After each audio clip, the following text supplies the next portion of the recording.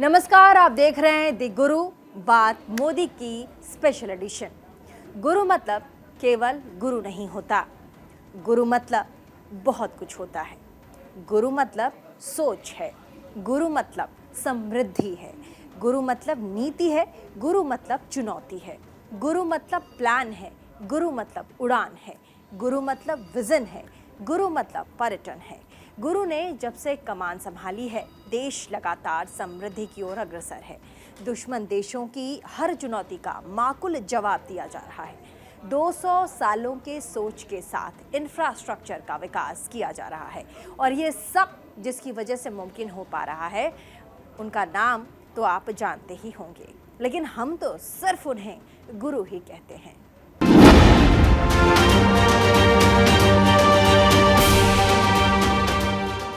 चार धाम सड़क परियोजना का मकसद केवल पर्यटन को बढ़ावा देना नहीं है, बल्कि इसके पीछे प्रधानमंत्री मोदी की दूरगामी सोच नजर आती है। ये केवल एक धार्मिक रूट नहीं, बल्कि रणनीतिक रूट का भी एक अहम हिस्सा है। चार धाम परियोजना से एक तरफ जहां उत्तराखंड के पर्यटन में खासा इजाफा होगा, तो वहीं दूसरी तरफ रणनीतिक रूप से भी अहम माने जाने वाले सीमाई इलाकों में सेना की पहुंच बहुत ही आसान बनाई जा रही है।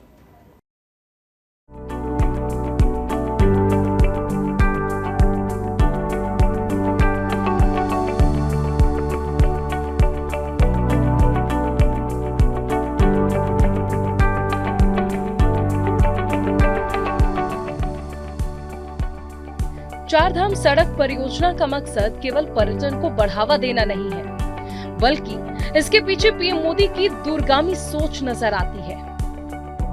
चार धाम सड़क परियोजना सामरिक दृष्टि से काफी महत्वपूर्ण है। पहली नजर में ये प्रोजेक्ट एक धार्मिक रूट परियोजना लगती है, लेकिन रणनीतिक दृष्टि से ये बेहद ही अहम है।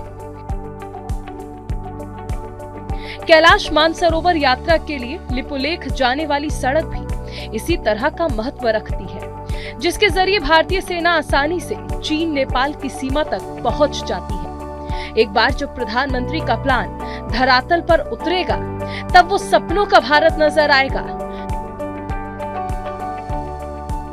सुंदर वादियों के बीच बड़ी बड़ी गाड़ियां किसी बड़े शहर के माफिक पहाड़ों पर फर्राटा भरती नजर आएंगी। स्विट्जरलैंड जैसी खूबसूरत वादियों का दीदार उत्तराखंड के पहाड़ों पर देखने को मिलेगा।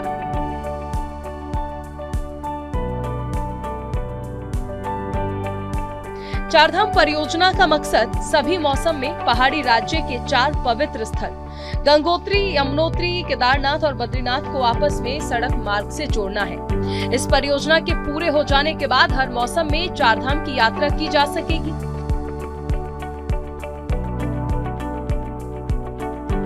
साथ ही इससे सेना की रसद और भारत चीन सीमा तक पहुंचना आसान होगा। साथ ही बड़ी आसानी से असला बारूद तक पहुंचाए जा सकेंगे। उत्तराखंड के पहाड़ों पर पर्यटन के क्षेत्र में असीम संभावनाएं हैं, जिसका अब तक उस हिसाब से इस्तेमाल नहीं हो पाया। लेकिन चारधाम परियोजना के बन जाने के बाद पर्यटन के क्षेत्र में एक तरह से क्रांति आ जाएगी। पीएम मोदी का मकसद भी बुनियादी सुविधा विकसित कर उत्तराखंड में पर्यटन क्षेत्र को बढ़ाना है। यही वजह है कि विपरीत परिस्थितियों के बावजूद पीएम मोदी ने पहाड़ों पर सड़क बनाने का बीड़ा उठाया। पहाड़ों पर सड़क बनाने में जो सबसे ज्यादा मुश्किल होती है, वो है सड़कों की चौड़ाई। मौजूदा समय में उत्तराखंड में हाईवे की चौड़ाई 5.5 मीटर है। भारत सरकार 12 मीटर चौड़ी सड़क बनाना चाहती है। पर्यावरणविद ने केंद्र के फैसले के खिलाफ सुप्रीम कोर्ट का रुख किया। लंबी सुनवाई के बाद कोर्ट ने 10 मीटर तक सड़कों की चौड़ाई सुनिश्चित करने का आदेश दिया। यही वजह है कि अब चारधाम यात्रा में सड़कों की चौड़ाई 5.5 मीटर से बढ़ाकर 10 मीटर की गई है, जिससे एक साथ गुजरने वाली गाड़ियां बिना किसी रुकावट के फर्राटा भर सके। Chardham all weather road 12,000 crore की लागत से 900 किलोमीटर सड़क बनाई जा रही है। 5.5 मीटर की जगह 10 मीटर चौड़ी सड़कों का निर्माण, 25 बड़े पुल, 13 बाईपास, 3 फ्लाईओवर, 2 सुरंगों का निर्माण। भूस्खलन से बचाव के लिए पहाड़ों को मजबूत बनाया जा रहा है।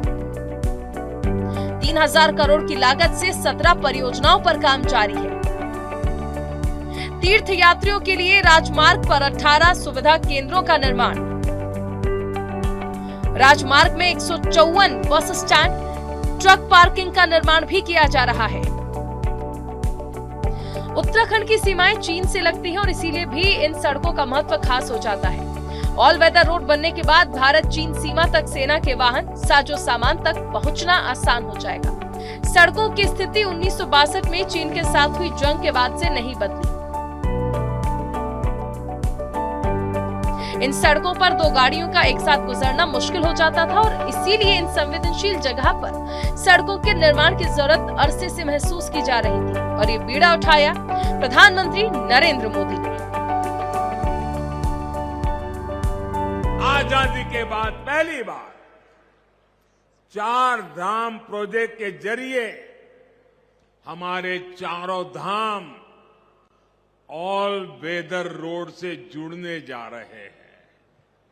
इतना ही नहीं, आजादी के बाद पहली बार करतारपुर साहिब कॉरिडोर खुला है, हेमकुंड साहिब रोपवे से जुड़ने जा रहा है। इसी तरह स्वदेश दर्शन और प्रसाद योजना से देश भर में हमारी आध्यात्मिक चेतना के ऐसे कितने ही केंद्रों का गौरव पुनः स्थापित हो रहा है। चारधाम परियोजना के तहत भारत की चीन के बॉर्डर तक पहुंच आसान हो जाएगी और किसी भी मौसम में भारतीय सेना चीन से सटी सीमाओं पर आसानी से पहुंच सकेगी। चीन भारत से सटे सीमा पर इंफ्रास्ट्रक्चर का तेजी से विकास कर रहा है, लिहाजा भारत को भी अपनी बुनियादी ढांचे को मजबूत करने की जरूरत महसूस हो रही थी।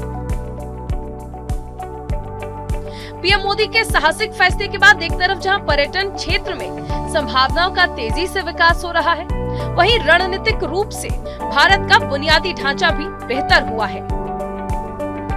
भारत सरकार का जो उत्तराखंड में जो ऑल वेदर रोड का प्रोजेक्ट है, वो पहली नजर में तो आपको लगेगा शायद धार्मिक प्रोजेक्ट हो, क्योंकि 4 धाम तक पहुंचना बहुत आसान है। इसके साथ जो कि ऑल वेदर रोड होगी, यानी कि केवल गर्मियों में ही नहीं, जाड़ों में जैसे कि अभी बर्फ पड़ जाती है उन इलाकों में, वहाँ पहुँचना बड़ा मुश्किल है, मतलब एक तरीके से नामुमकिन के बराबर। तो जाहिर सी बात है, तो ये पिलग्रिमेज जो धार्मिक यात्राएं होती हैं वहाँ पे नहीं होती हैं। लेकिन मैं आपको बताऊँ, मुझे ऐसा लगता है कि इसकी बहुत बड़ी स्ट्रेटेजिक इम्पोर्टेंस भी है। स्ट्रेटेजिक इम्पोर्टेंस कैसे? देखिए, जो 4 धाम हैं, जो कि यमुनोत्री, गंगोत्री, बद्रीनाथ, केदारनाथ, तो यहाँ पे साल भर यात्रा तो रहेगी, जो कि अच्छी बात है। चारधाम प्रोजेक्ट में एक मुख्य सड़क है जिस पर आगे बढ़ने के साथ साथ अलग अलग रास्ते निकल जाते हैं जो चारों धाम को जाते हैं। ये सड़क ऋषिकेश से शुरू होकर उत्तर दिशा में माना नाम के गांव तक जाती है। इससे पहले रास्ता ऋषिकेश से निकलेगा जो धारासू नाम की जगह तक जाएगा। दूसरा धारासू से एक रास्ता यमुनोत्री और दूसरा गंगोत्री जाएगा। तीसरा रास्ता भी ऋषिकेश से शुरू होगा और रुद्रप्रयाग जाएगा। रुद्रप्रयाग से एक रास्ता केदारनाथ के लिए गौरीकुंड तक निकल जाएगा। चौथा रुद्रप्रयाग से एक रास्ता आगे बद्रीनाथ के माना गांव तक जाएगा, जिसे भारत के पहले गांव का दर्जा दिया गया। चीन की तरफ से भारतीय सीमा से सटे इलाकों में हवाई पट्टी, हेलीपैड, टैंक, सैनिकों के लिए बिल्डिंग का निर्माण किया जा रहा है। यहाँ तक कि रेलवे लाइन बिछाई जा रही है। रणनीतिक रूप से महत्वपूर्ण क्षेत्र में चीन बढ़त बनाने का प्रयास कर रहा है, लिहाजा भारत के लिए सीमाई क्षेत्रों में चीन की तरह विकास करने का अरसे से दबाव था। भारत की तरफ दुर्गम पहाड़ी इलाके भी इसमें रोड़ा अटका रहे हैं, लेकिन जब इरादे मजबूत होते हैं तो कोई भी डगर आसान हो जाती है। पीएम मोदी ने मजबूत इरादे और फौलादी फैसले के जरिए असंभव को संभव करके दिखाया। चारधाम सड़क परियोजना इसका जीता जागता उदाहरण है। और इसके अलावा देखिए, अगर नेपाल चीन के बॉर्डर तक हमारी सेनाओं को या आसल बारूद को पहुंचाना पड़े, तो बड़े आराम से कनेक्टिविटी बड़ी अच्छी रहेगी। तो जैसे कि लिपू लेक, लिपुथुरा, कालापानी, वो इलाका जो है, जो स्ट्रेटेजिकली बड़ा इम्पोर्टेंट है, वो नेपाल से चीन को जो कनेक्ट करता है, और वहाँ पे बल्कि पिथौरागढ़ से थोड़ा और आगे, पिथौरागढ़ हमारा हो गया, इसके आगे यहाँ पे फिर चीन का बॉर्डर शुरू हो जाता है। अगर आप देखें तो वो एरिया, वो स्ट्रेटेजिक एरिया इलाका जो है, वो सड़क इसमें भी बहुत मदद करेंगी, कनेक्टिविटी बहुत बढ़ जाएगी। तो अगर फौरन रिएक्ट करना पड़े हमारी सेना को, तो वो रिएक्ट कर पाएगी। तो इसमें एक दूरदृष्टि जिसको कहते हैं, तो वो इम्पोर्टेंस भी इसमें आएगी। तो इसको मैं ऐसे देख रहा हूँ। इसके अलावा टूरिज़्म को भी बढ़ावा देगी। टूरिज़्म यानी कि जैसे कि स्विट्ज़रलैंड जैसी वादियाँ हैं, जो खूबसूरत वादियाँ हैं उत्तराखंड की, वो देखने को मिलेंगी बड़े आराम से। और साल भर, ये नहीं कि कुछ टाइम तक, पीरियोडिक, साल भर ये खुला रहेगा। भारतीय सैनिकों को सीमाई इलाकों में पैदल चलना पड़ता था और ऐसे में चारधाम परियोजना के तहत ऑल वेदर रोड बन जाने के बाद से सैनिकों को काफी आसानी होगी। उत्तरकाशी और चमोली जिला चीन के बॉर्डर से सटा है और हाल के दिनों में चीन के साथ रिश्तों में तल्खियां आई है। लिहाजा सामरिक दृष्टिकोण से भी यहाँ से सेना के हथियार और जवानों को ले जाने के लिए बेहतर सड़कों का होना काफी महत्वपूर्ण है। जब 1962 का भारत तथा चीन का युद्ध हुआ था, तब भारत की फौजों को बॉर्डर पर डिप्लॉय करने में काफ़ी दिक्कतें आ रही थी। इसका सबसे बड़ा कारण ये था कि चीन ने तो तिब्बत में अपनी तरफ बहुत बढ़िया सड़कें बना ली थी, जिससे कि चीन की फौज तुरंत लाइन ऑफ एक्चुअल कंट्रोल तक गोला बारूद, रसद, टैंक तोप लेकर पहुंच गई। लेकिन भारत की तरफ से LAC की तरफ जाने के लिए कोई बढ़िया सड़क नहीं थी। इसीलिए 1962 के युद्ध में हम तुरंत अपने टैंक तो बारूद, गोला बारूद को LAC पर नहीं भेज सके। लेकिन अब भारत सरकार ने एक स्पेशल प्रोजेक्ट के तहत बॉर्डर रोड ऑर्गेनाइजेशन को चारधाम रोड परियोजना को लागू करने का और जल्दी से जल्दी कंप्लीट करने का ऑर्डर दिया है। ये रोड्स जब पूरी बन जाएंगी तो ये सब रोड जो हैं 2 लेन 4 लेन की होंगी, यानी ज़रूरत पड़ने पर भारी भारी बख्तरबंद गाड़ियाँ, टैंक और सबसे बड़ी बात है कि लंबी लंबी मिसाइलों को भी इन सड़कों से हमारी फौज और ख़ासतौर से एयरफोर्स की जो मिसाइल यूनिट्स हैं जैसे कि S-400, उन सबको हम LAC तक ले जाकर तैनात कर पाएंगे। चारधाम योजना की जो सड़कें हैं ये तो शायद बॉर्डर के पास फौज को तैनात करने के लिए सबसे इम्पोर्टेंट परियोजना साबित होंगी। चारधाम यात्रा उत्तराखंड पर्यटन की रीढ़ मानी जाती है। हालांकि सड़क मार्ग से यात्रियों को सफर के दौरान कई तरह की मुश्किलों का सामना करना पड़ता है। खासकर बारिश के मौसम में भूस्खलन ज्यादा बढ़ जाता है। इससे यात्रियों के जानमाल का खतरा रहता है। पीएम मोदी की सोच शुरुआत से ही चारधाम की यात्रा को हर मौसम में सुगम हो और परेशानियों से मुक्त बनाने की रही है। इस परियोजना के पूरा हो जाने के बाद अगले 200 सालों तक इस सड़क मार्ग पर किसी तरह की कोई दिक्कत नहीं आएगी। ये विकास कार्य पूरे कुमाऊं क्षेत्र के लिए पर्यटन और रोजगार की असीम संभावनाएं लेकर आएंगे।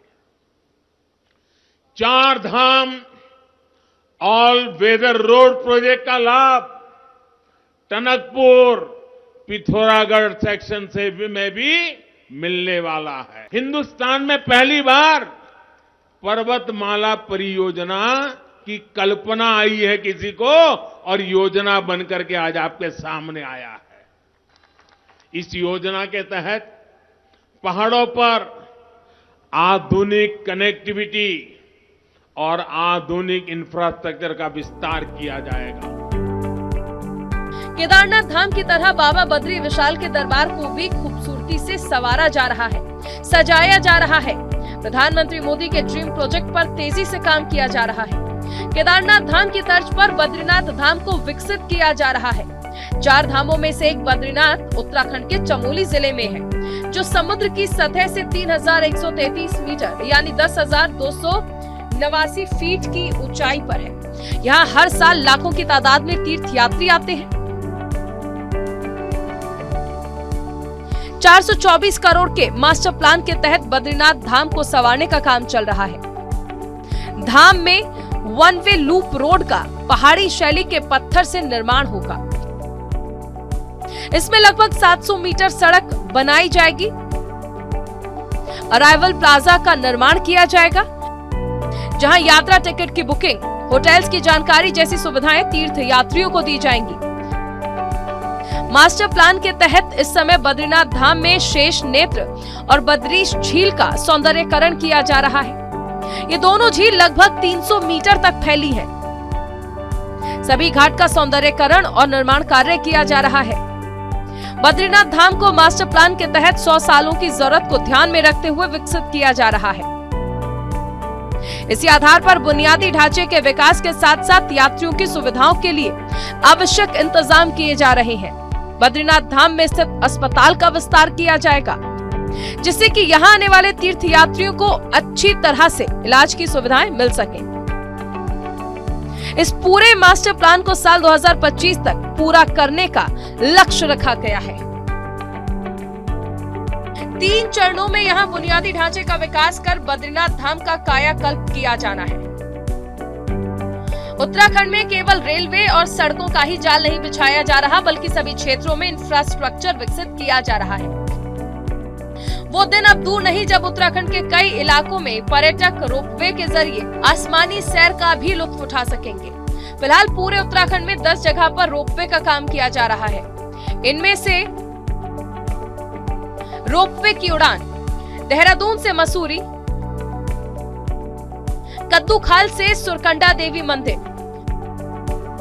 धुलीगाड़ से पूर्णागिरी, जानकी चट्टी से यमुनोत्री, रानीबाग से नैनीताल, गौरीकुंड से केदारनाथ, गोविंद घाट से हेमकुंड, झलपाड़ी से दीवा डांडा, कीर्तिखाल से भैरवगढ़ी, गौरीकुंड से क्यूकालेश्वर महादेव मंदिर तक रोपवे बनाए जा रहे हैं। वहीं उत्तराखंड में पहले से ही 8 रोपवे संचालित हो रहे हैं। दून मसूरी के बीच प्रस्तावित रोपवे को दुनिया का 5वां सबसे लंबा मोनोकेबल डिटैचेबल पैसेंजर रोपवे माना जा रहा है और इसकी लंबाई करीब 5 किलोमीटर है। काम पूरा होने के बाद देहरादून से मसूरी के बीच की दूरी मात्र 20 मिनट रह जाएगी।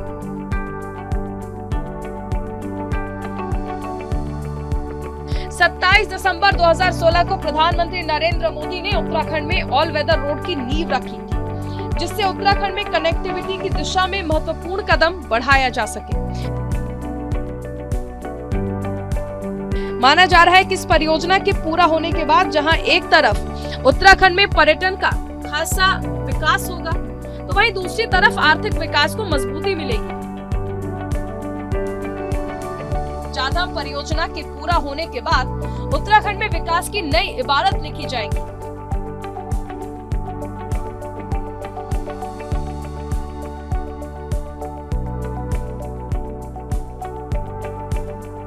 Nishant Kumar, news India. तो बात मोदी की में बस आज के लिए बस इतना ही। इसी के साथ कल फिर से हाजिर होंगे एक नए एपिसोड के साथ, एक नए एडिशन के साथ, जहां पर प्रधानमंत्री नरेंद्र मोदी की नई कहानी, नई बात आपको बताएंगे, आपको सुनाएंगे, जो आप देखना चाहते हैं, सुनना चाहते हैं, क्योंकि ये बातें गुरु की है, गुरु देश के, गुरु विश्व के, प्रधानमंत्री नरेंद्र मोदी की।